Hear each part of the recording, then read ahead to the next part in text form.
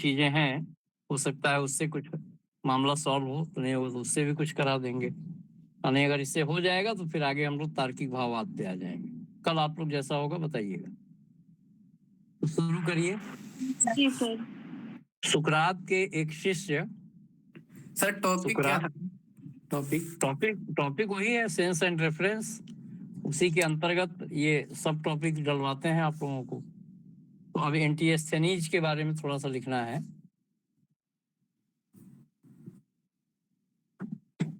और हमको लग रहा है जो मीनिंग और सेंस जो आया है ना इसमें, यस सर।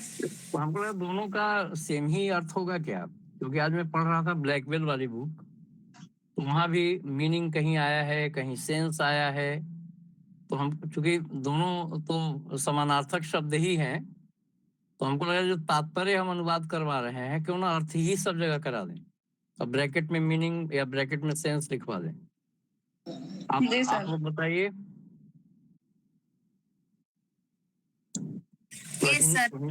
हिंदी में जहाँ पे आप लोगों ने पढ़ा होगा, ये फ्रेगे पढ़े हैं ना, किसी बुक में है फ्रेगे?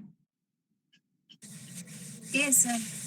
तो वहां पे क्या है, तात्पर्य कहीं प्रयोग हुआ है या हर जगह अर्थ प्रयोग हुआ है?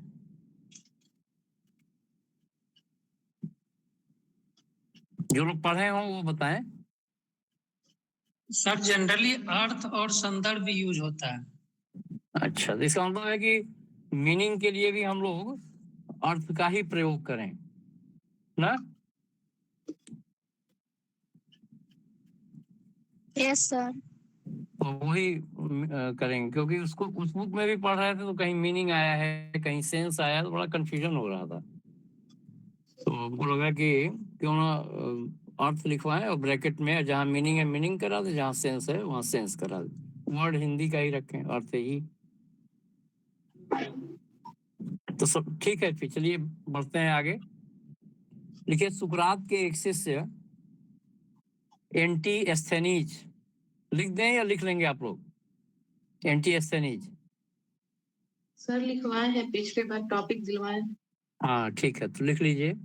सुकरात के एक शिष्य ये टॉपिक ये दार्शनिक का नाम है एंटी, कल हमने लिखा था बोर्ड पे, हिंदी में है ऐसे, एंटीस्थेनीज।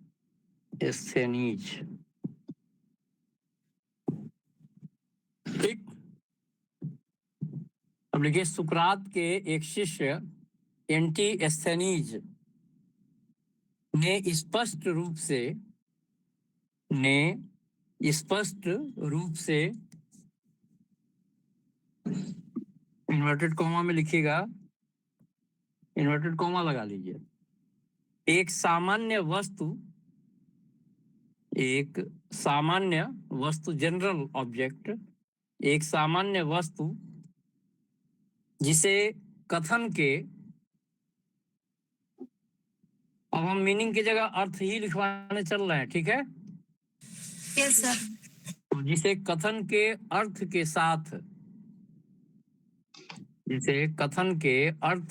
साथ जोड़ा जा सकता है, इन्वर्टेड कॉमा क्लोज, जिसे कथन के अर्थ के साथ जोड़ा जा सकता है, इन्वर्टेड कॉमा क्लोज कर दीजिए। को के बाद फिर इन्वर्टेड कॉमा लगा लीजिए। को विस्तारात्मक संदर्भ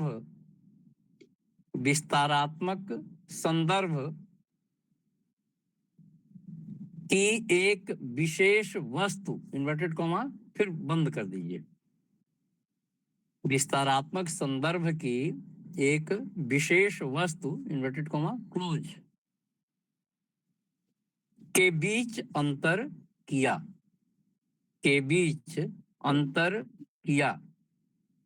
पूर्ण विराम। सर विस्तारात्मक संबंध था या संदर्भ? संदर्भ, एक्सटेंशनल रेफरेंस, विस्तारात्मक संदर्भ के एक विशेष वस्तु इन्वर्टेड कॉमा क्लोज के बीच भेद किया या अंतर किया, पूर्ण विराम। अब आगे लिखिए, एक फिलोसोफर है, उनका नाम है, ये सब नाम हमको लग रहा है कि पहली बार सुन रहे हैं आप लोग भी, हम भी पहली बार ही सुन रहे हैं। सुसान प्रिंस नाम सुने थे? नहीं सर, अभी लिखिए, सुसान प्रिंस के अनुसार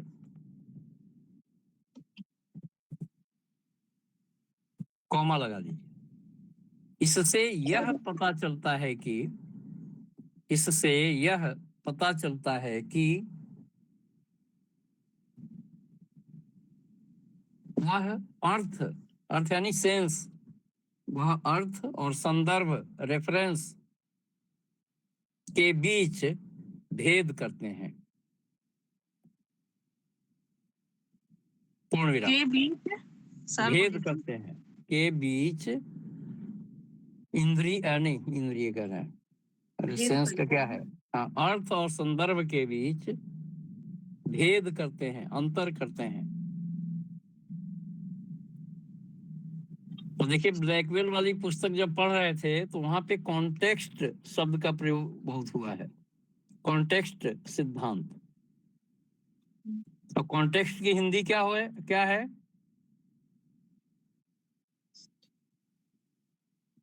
बताइए। संदर्भ भी होगा सर। हाँ, इसका भी संदर्भ ही होगा, बड़ा कंफ्यूजन है। अब देख लीजिए, कल हमको फाइनली बताइएगा, इससे अगर काम हो जाए तो ठीक, और नहीं तो फिर कहिएगा तो ब्लैकबेल से भी बता देंगे। चलिए आगे बढ़ते हैं। पूर्ण विराम। प्रिंस के दावे का मुख्य आधार अरस्तु के इन्वर्टेड कोमा में लिखिए विषयों, इन्वर्टेड कोमा क्लोज, ब्रैकेट में टॉपिक्स लिख लीजिए। अरस्तु के विषयों को इन्वर्टेड कोमा में ब्रैकेट में टॉपिक्स पर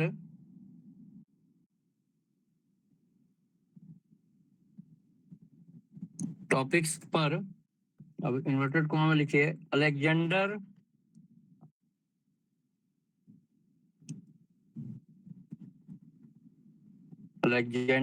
ऑफ एफ्रोडिसियास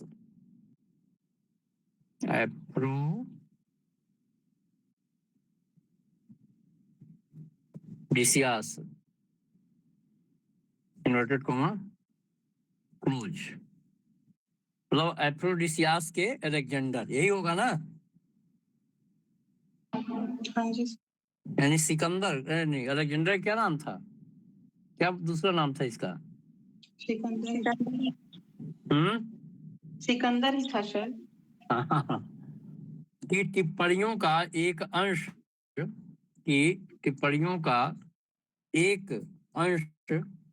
है,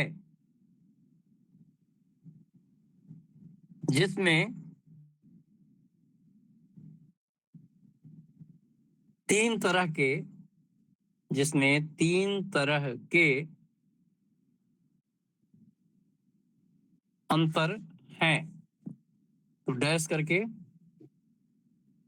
नंबर 1 है शब्दार्थ माध्यम,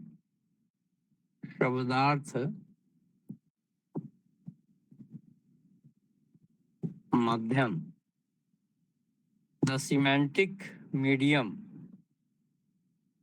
अंग्रेजी में लिखिएगा द सिमेंटिक मीडियम।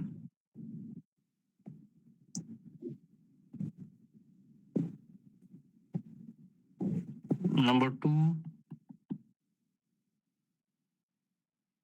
सर यहाँ पे जो अलेक्जेंडर है कि वही वाला हाँ प्लेटो। वही।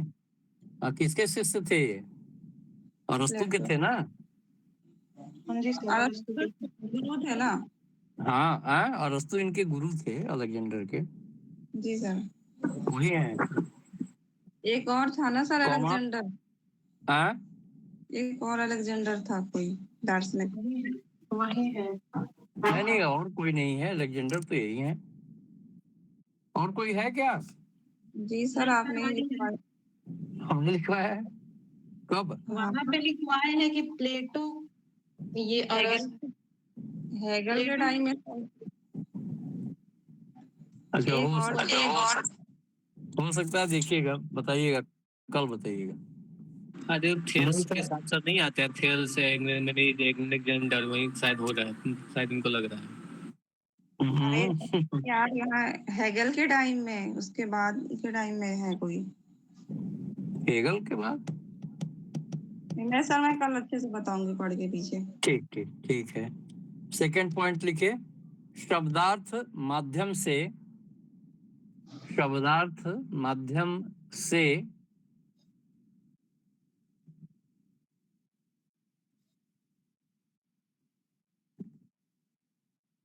बाह्य, मतलब बाहर, एक्सटर्नल, बाह्य एक वस्तु,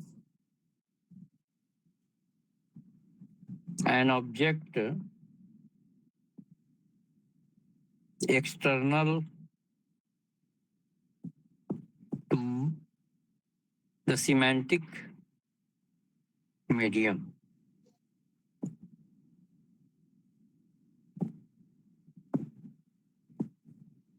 ये सेकंड हो गया।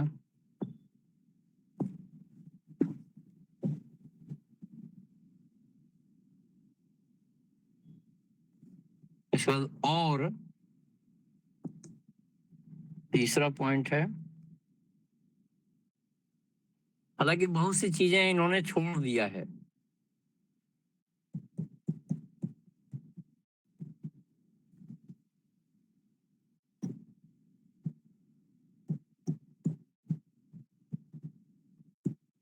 थर्ड बोले? Yes sir. किसी चीज का प्रत्यक्ष संकेत, किसी चीज का प्रत्यक्ष संकेत, द डायरेक्ट इंडिकेशन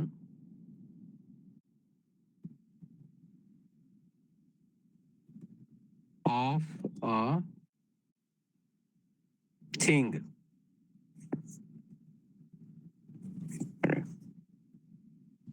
सर क्या बोलो टॉपिक सर, मतलब ये थर्ड पॉइंट। थर्ड है किसी चीज का प्रत्यक्ष संकेत, the direct indication of a thing.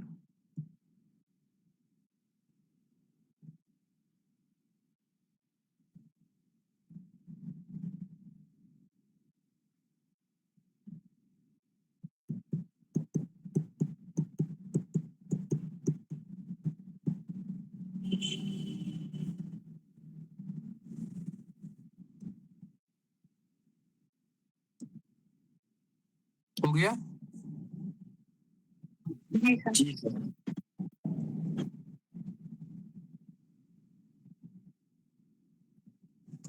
अब एक टर्मिनोलॉजी, इसको मिटा दें तीनों। जी सर। अब लिखिए लेक्टा, इन्वर्टेड कॉमा में, LECTA, लेक्टा।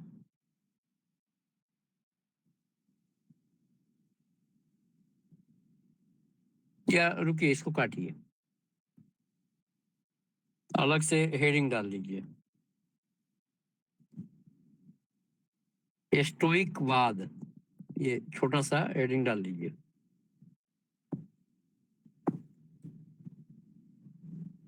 स्टो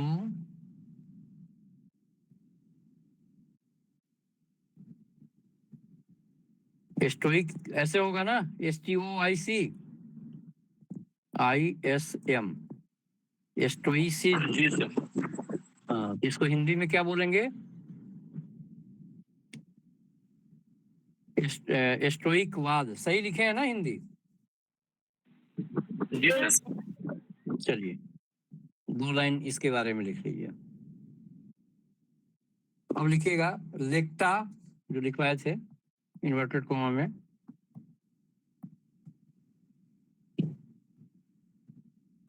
का स्टोइक सिद्धांत, सर एक क्या और चीज? एस होगा सी।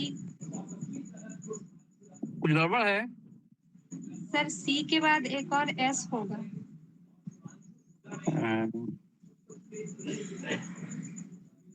ये स्टोइक अलग है, सिज्म अलग है ना? अच्छा, नहीं नहीं, स्टोइसिज्म अलग नहीं होगा। स्टोइसिज्म स्टो है। हाँ हाँ, स्टोइसिज्म, तभी ओके तो सर। स्टोइक बाद हो गया।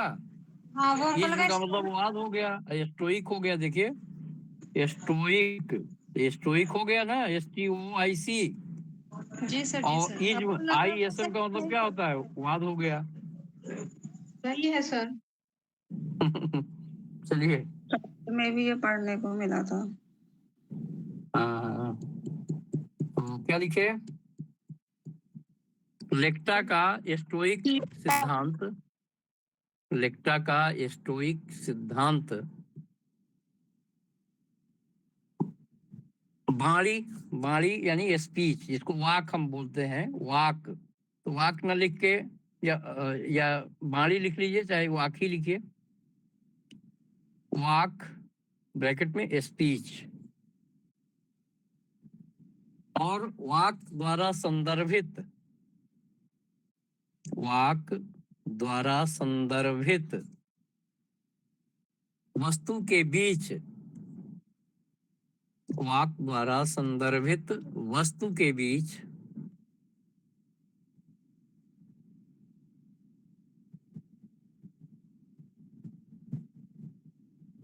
एक संवादिता, करस्पॉन्डेंस, एक संवादिता, करस्पॉन्डेंस को संदर्भित करता है।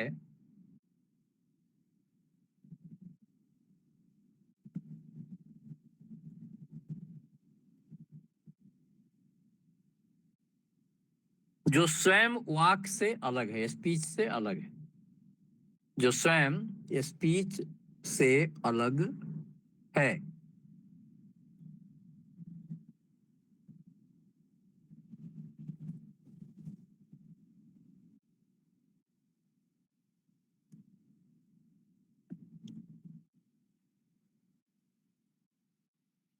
और ये बुक इंग्लिश वाली है, कुछ लोगों के पास? Yes sir. जहाँ पढ़ा रहे हैं वहाँ आइए। क्या पढ़ाया है जरा एक लोग बोल दीजिए, क्योंकि यहाँ कुछ करेक्शन कराना है। The Stoic theory of lecta refers to a correspondence between speech and the object referred to by the speech, as distinct from the speech itself. This has been cited as an बस anticipation. यहाँ पे this has been cited, इसको काट दीजिए। This has been cited को काटिए, और add क्या करना है वो मैं लिख दे रहा हूँ। देखिए, ब्रिटिश क्लासिकल, ब्रिटिश क्लासिकल नहीं, क्लासिकल ना करिए, क्लासिसिस्ट करिए। Classicist,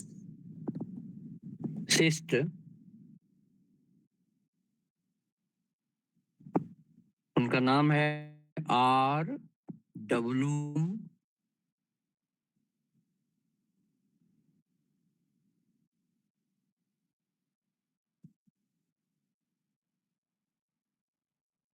sharp,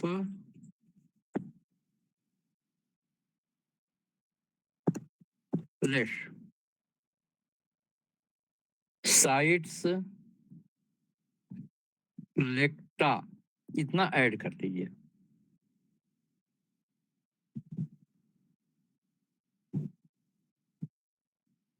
Yes sir. Sir ये हो इनका गया? नाम है। हाँ, ये नाम है RW शार्पलेस। अब लिखिए, ब्रिटिश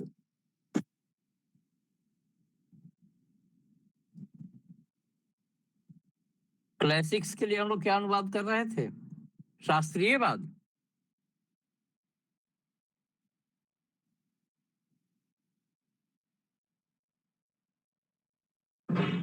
Yes sir. तो लिखिए ब्रिटिश शास्त्रीयवाद, शास्त्रीयवादी कर दीजिए। RW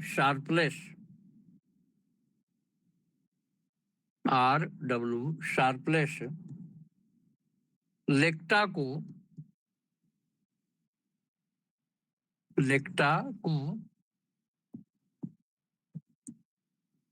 अर्थ और संदर्भ के बीच अर्थ और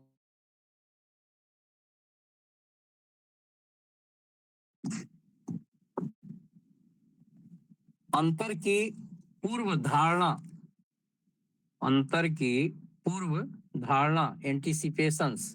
एंटीसिपेशन के रूप में उद्धृत किया है। के रूप में उद्धृत लिख लेंगे ना, उद्धृत किया है, फुल स्टॉप। एक बार रिपीट कर। अर्थ और संदर्भ के बीच अंतर की पूर्व धारणा के रूप में उद्धृत किया गया है। उद्धृत किया गया है।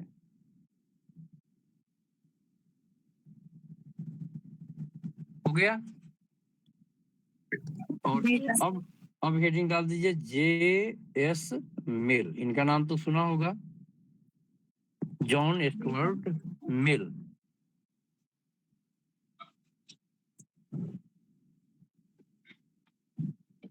देखिए, अर्थ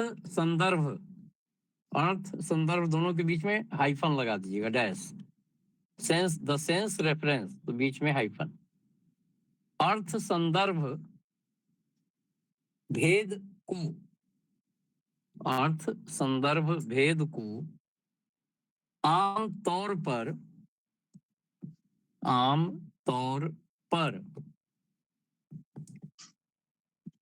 गुणार्थ, ये लॉजिक में आया है, परिभाषा वाले चैप्टर में है। डिफिनीशन एक अलग से चैप्टर है, वहां पे कोनोटेशन एंड डिनोटेशन आया है। तो गुणार्थ इसको अंग्रेजी में कहेंगे कोनोटेशन। और वस्तुअर्थ जिसको हम कहते हैं डिनोटेशन। सर ये पेपर 1 में पूछता है। अच्छा, तो गुणार्थ और वस्तुअर्थ, कोनोटेशन एंड डिनोटेशन। सर आमतौर पर गुणार्थ और वस्तुअर्थ ये लिख दिया है मैंने, अंग्रेजी जरूर लिखिएगा। गुणार्थ को कोनोटेशन बोलेंगे और वस्तुअर्थ को डिनोटेशन बोलेंगे। वस्तुअर्थ को अपन दूसरा क्या बोल सकते हैं सर? तो वो देख लीजिए डिक्शनरी में। हमने तो जी। अपनी पुस्तक में वस्तुअर्थ ही लिखा है, और भी हो सकता है, बहुत सारे हिंदी शब्द हो सकते हैं। के बीच के भेद के साथ भ्रमित किया जाता है।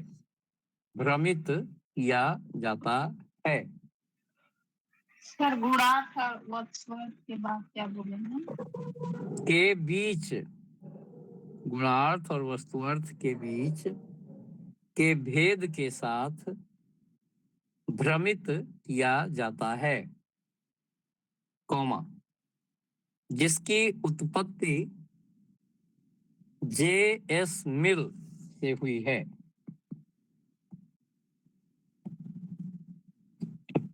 इसकी उत्पत्ति JS मिल से हुई है, फुल स्टॉप।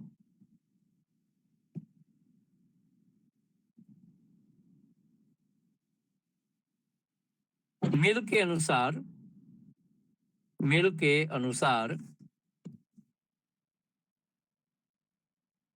इन्वर्टेड कॉमा में लिखिए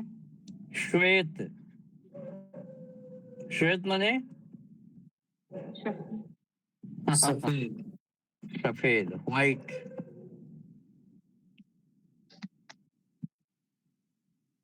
जैसा एक सामान्य शब्द, कॉमन टर्म एक सामान्य शब्द सभी श्वेत वस्तुओं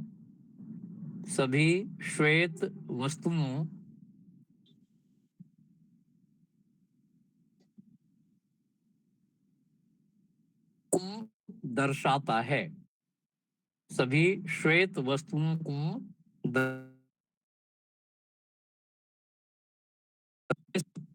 बर्फ यानी स्नो, कागज पेपर,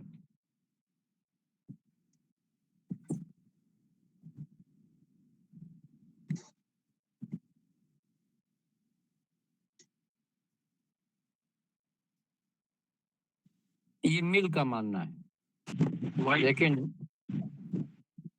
फ्रेगे क्या कहते हैं वो लिखिए। लेकिन फ्रेगे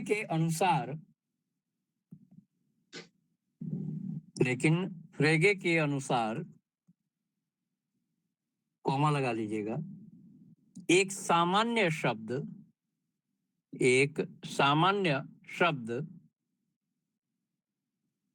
किसी एक श्वेत वस्तु को नहीं,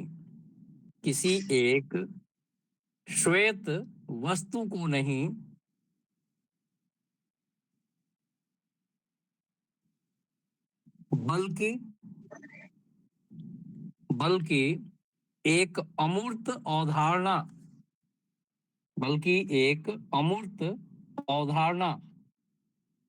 कॉन्सेप्ट, जिसको हम बेग्रिफ कहते हैं।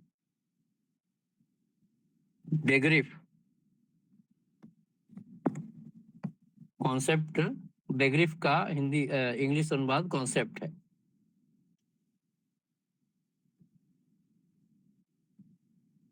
को संदर्भित करता है। इसको अंडरलाइन कर लीजिएगा आप लोग। तो यहाँ पे जेस मिल ने जो कहा था उसका इन्होंने खंडन कर दिया।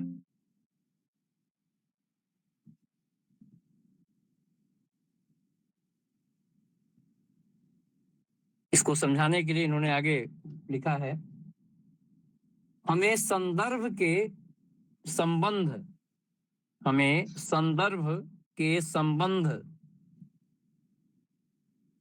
के बीच अंतर करना चाहिए।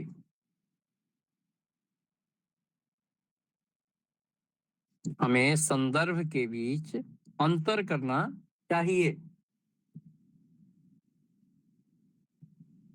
जो एक व्यक्तिवाचक नाम, प्रॉपर नेम, जो एक व्यक्तिवाचक नाम, प्रॉपर नेम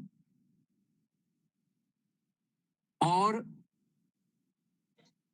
जिस वस्तु को संदर्भित करता है,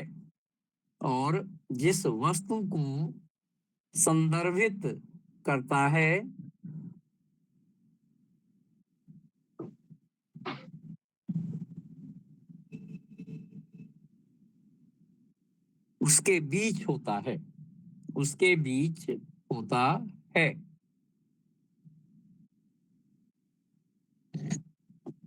जैसे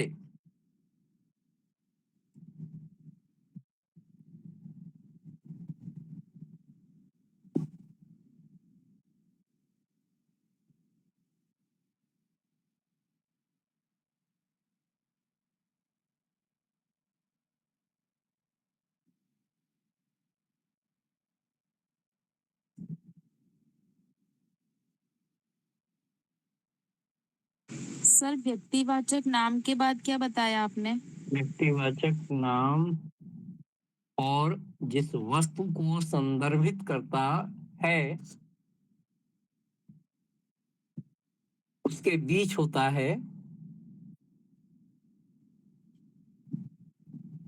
जैसे कि पृथ्वी को इन्वर्टेड कॉमा में, जैसे कि पृथ्वी इन्वर्टेड कॉमा में नाम,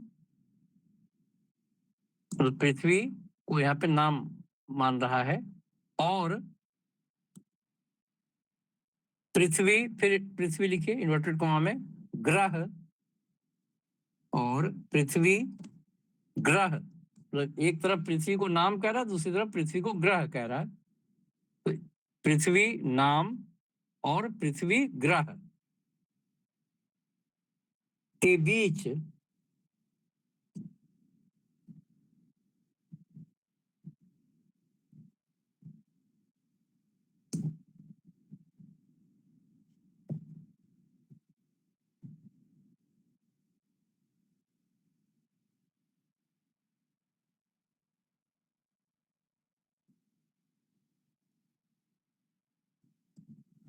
क्या है,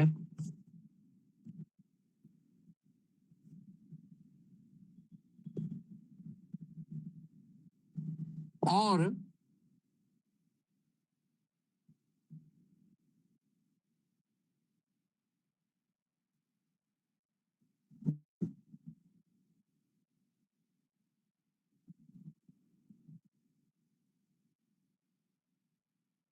संबंध के अंतर्गत और संबंध के अंतर्गत आती है।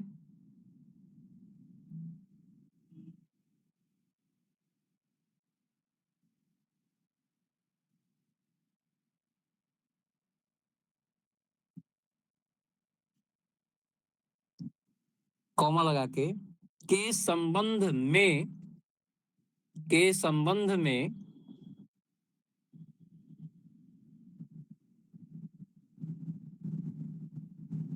जैसे कि जब पृथ्वी ग्रह की अवधारणा के अंतर्गत आती है, जैसे कि पृथ्वी ग्रह की अवधारणा के अंतर्गत आती है।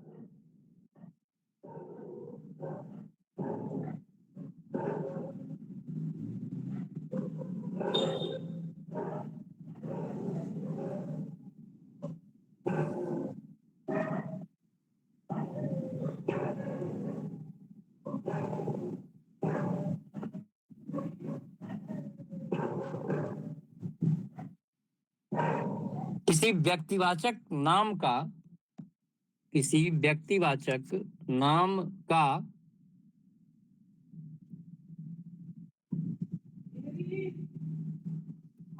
उस वस्तु से सीधा संबंध होता है, उस वस्तु से सीधा संबंध होता है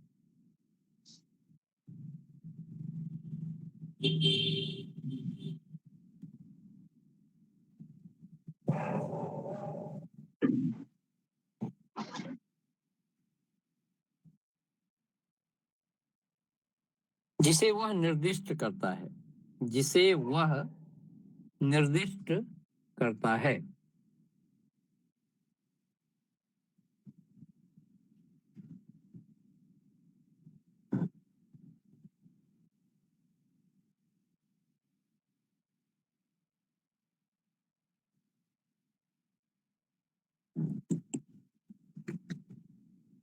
जबकि यहाँ भी थोड़ा एक एक मिनट रुक जाइए।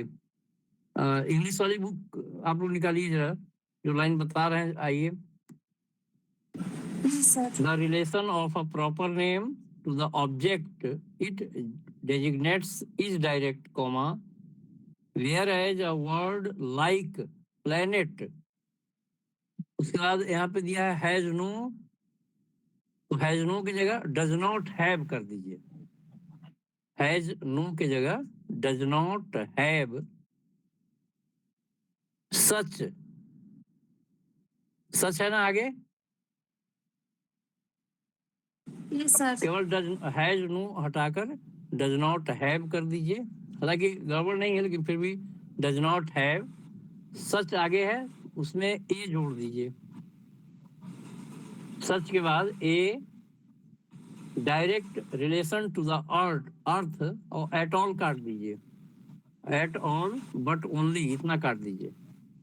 एट ऑल बट ओनली, इसकी जगह लिखिए instead,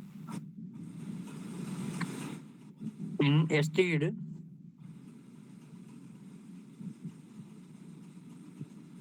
it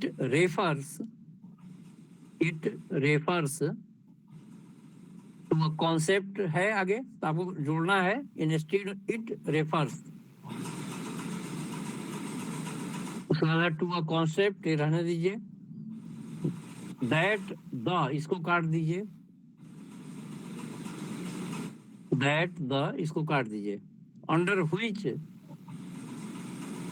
under that the key जगह लिखिए अंडर हुइच, और अर्थ के पहले दी जोड़ लीजिए। Under which the earth falls, उसके बाद जो अंडर आया है काट दीजिए। अर्थ फॉल्स के बाद जो अंडर है काट दीजिए।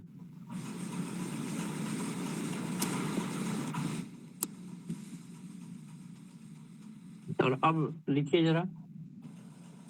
Sir does not have such a direct relation to the earth. Instead, it refers to a concept under which the earth falls. हाँ, बस इतना सही। अब लिखिए, इसका हिंदी क्या लिखवा रहे थे? जिसे किसी व्यक्तिवाचक, किसी व्यक्तिवाचक नाम को उस वस्तु से सीधा संबंध होता है जिसे वह निर्दिष्ट करता है।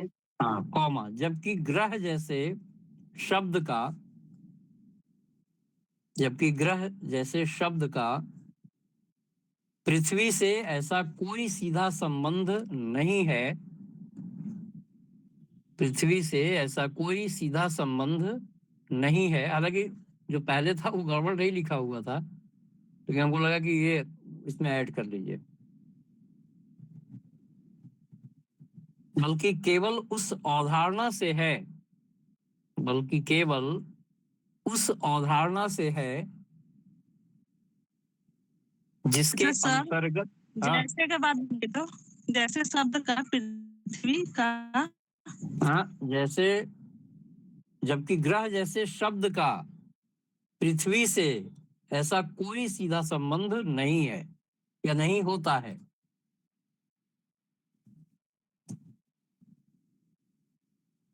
बल्कि केवल उस अवधारणा से है, कॉन्सेप्ट से है, बल्कि केवल उस अवधारणा से है जिसके अंतर्गत पृथ्वी आती है, जिसके अंतर्गत पृथ्वी आती है।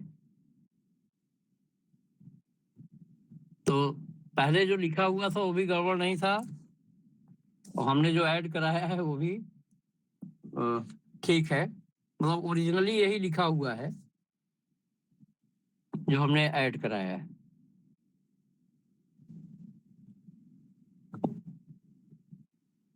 अब लिखिए, पैराग्राफ चेंज कर दीजिए चाहे तो। इसके अलावा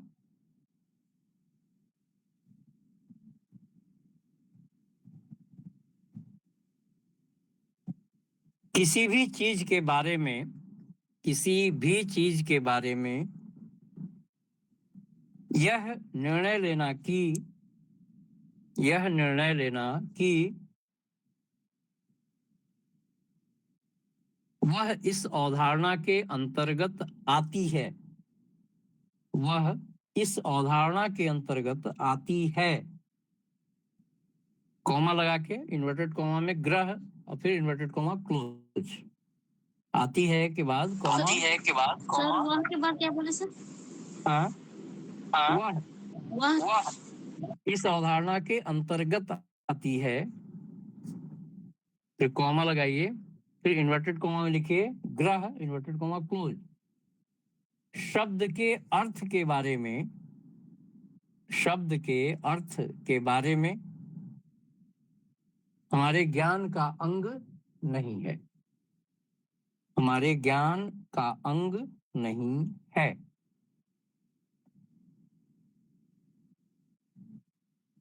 फुल स्टॉप।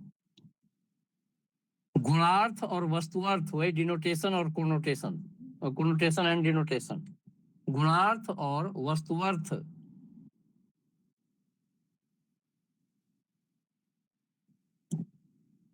के बीच का अंतर, के बीच का अंतर अर्थ और संदर्भ के बीच के अंतर से, अर्थ और संदर्भ के बीच के अंतर से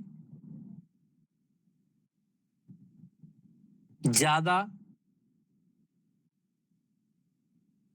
बीच के अंतर से ज्यादा, अवधारणा और वस्तु के बीच, अवधारणा और वस्तु, कॉन्सेप्ट एंड ऑब्जेक्ट के बीच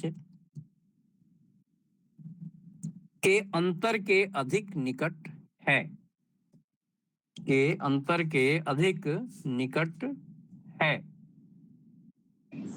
सर ज्यादा की बात ये क्या बोला अंतर सर? ज्यादा के बाद हमने बोला अवधारणा और वस्तु के बीच, अवधारणा और वस्तु के बीच के अंतर के अधिक निकट है, के अंतर के अधिक निकट है। और अब छोटा सा पेज नंबर एकदम लास्ट में आइए, 212 पे इनडायरेक्ट रेफरेंस हेडिंग डाल दीजिए।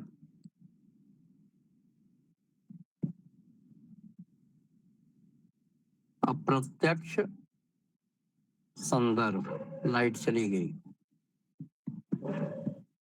आज लॉजिक पढ़ा रहे थे तब भी लाइट चली गई थी। तो कंटेम आप लोगों को कह रहा है कि अब मत पढ़िए। इनडायरेक्ट रेफरेंस, एक मिनट रुके रहिए।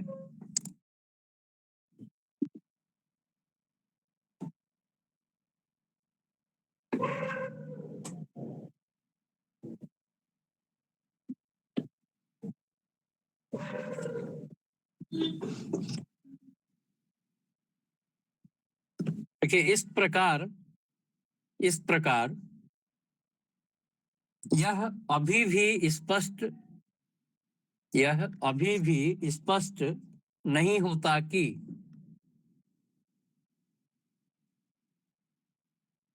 इस प्रकार यह अभी भी स्पष्ट नहीं होता कि हमें अस्पष्ट संदर्भों के बारे में, हमें अस्पष्ट संदर्भों के बारे में क्या कहना चाहिए। सर स्पष्ट नहीं होता कि हमें अस्पष्ट संदर्भों के बारे में क्या कहना चाहिए। Full stop. फ्रेगे ने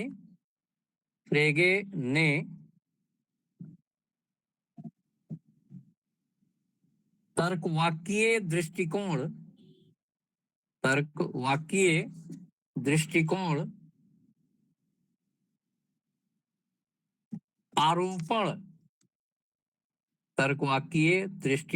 आरोपण के शब्दार्थ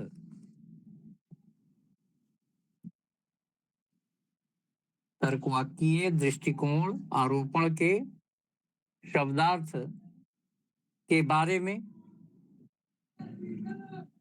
बारे में निम्नलिखित सुझाव दिया। डैश करके इन्वर्टेड कॉमा में अब लिखिएगा। जब शब्दों का प्रयोग प्रथागत ढंग से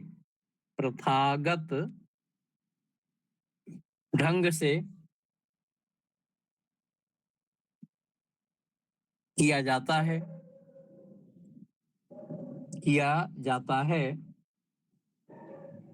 तो उनके संदर्भ की बात की जाती है, तो उनके संदर्भ यानी रेफरेंस की बात की जाती है। Full stop.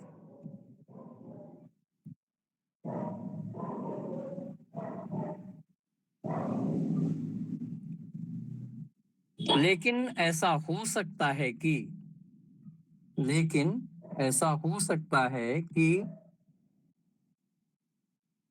कोई शब्दों के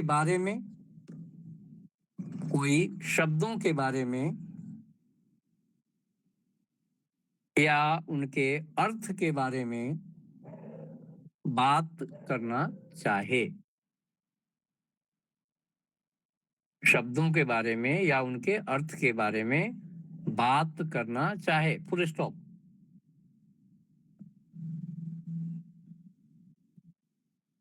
पहली बात तब होती है जब, पहली बात तब होती है जब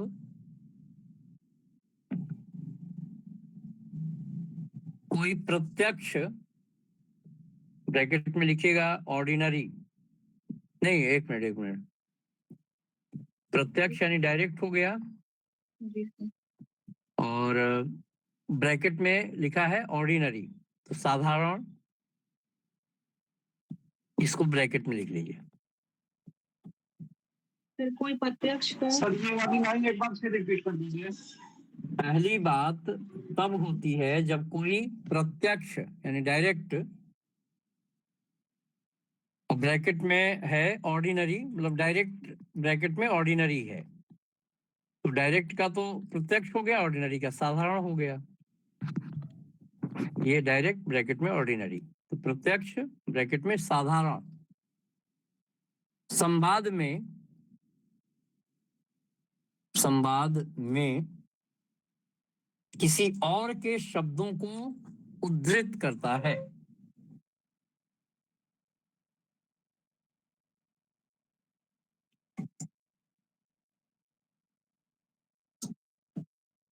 किसी और के शब्दों को उद्धृत करता है। सर प्रत्यक्ष साधारण, साधारण ब्रैकेट में लिखिएगा। संवाद में किसी और के शब्दों को उद्धृत करता है, फुल स्टॉप।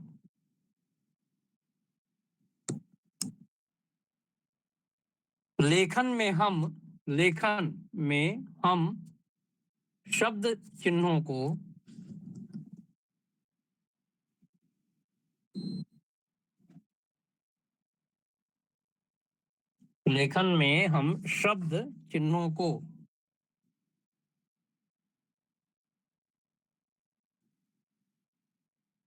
घेरने वाले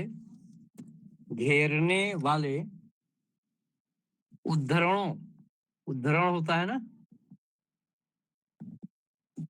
घेरने वाले उद्धरणों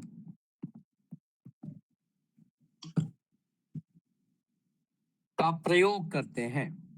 घेरने अलग होगा, वाले अलग होगा ना, घेरने वाले उद्धरणों का प्रयोग करते हैं, फुल स्टॉप। अप्रत्यक्ष संवाद में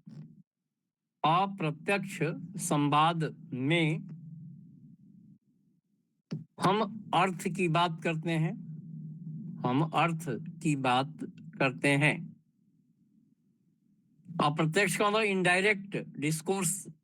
अप्रत्यक्ष संवाद में हम अर्थ की बात करते हैं, कॉमा। उदाहरण के लिए किसी और शब्दों की,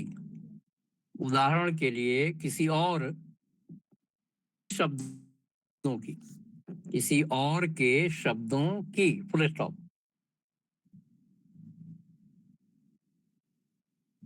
इससे यह स्पष्ट हो जाता है कि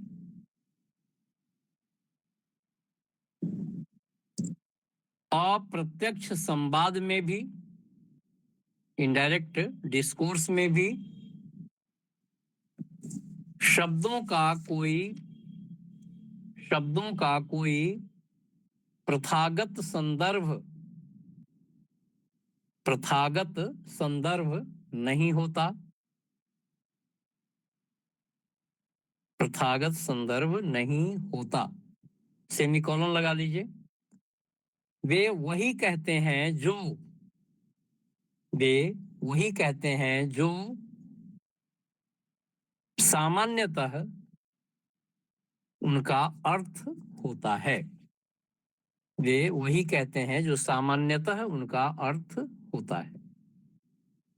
तो ये टॉपिक आपका जो सेंस एंड रेफरेंस था आज समाप्त हुआ, अब आप लोगों को ये काम जरूर करना है कि अभी तक जो भी प्रश्न इससे संबंधित आए हैं उनको आप लोग सॉल्व करके कल हमको बताइए कि इससे आपका काम हो जाएगा या नहीं होगा। ठीक, सर ये जो क्या चीज? सर ये क्या हाँ है? हाँ, ये रेफरेंस से अलग है क्या? नहीं प्रथागत समझ रहे हैं, प्रथा का मतलब जानते हैं? अरे जो रीति रिवाज है, कस्टम से ही तो कस्टमरी बना है। ये सर तो जो चीजें पहले से चली आ रही हैं उसकी बात हो रही है, कस्टमरी रेफरेंस। ये सर तो ये टॉपिक आप लोगों का आज हो गया समाप्त। और आगे क्या था सर? बोल दीजिए एक लोग।